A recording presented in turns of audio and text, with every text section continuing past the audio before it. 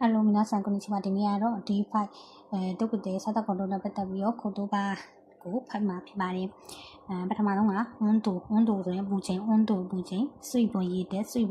栄養分ဆိုအာဟာရတဲ့栄養分ဆိုအာဟာရတဲ့စခင်ဆိုဘုဒ္ဓစီစခင်ဆိုဘုဒ္ဓချင်းမာမဲဆိုရင်ပယ်မာမဲဆိုပြီးကိုရီဆိုရင်အစိမျိုးစိများဆန်လို့ဂျုံလို့ပေါ့နော်ဂျူးဘွန်နီဆိုရင်လုံလောက်ဂျူးဘွန်နီဆိုရင်လုံလောက်ခန်းစန်းနာဆိုလုံးဝအပီပြီးပြက်တာ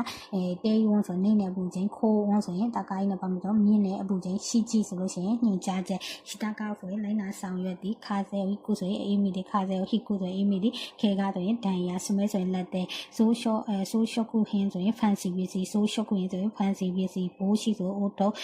မတ်စကုဆိုရင်မတ်စဝနှာခေါင်းကြီးစမ်ဘာဆိုလို့ရှိရင်စမ်ဘာဆိုရင်ကောင်းချော်ခြင်းကိုဆွေရေမွေကိုဆွေဆိုရေမွေဟာမီဒါဆိုရင်ထွက်နေတယ်ဟာမီဒါဆိုရင်တက်စီတယ်မနိကရဆိုရင်လက်တဲ့ဆိုနေဒါကတော့ D5 ရဲ့ကုတုပလေးဖြစ်ပါတယ်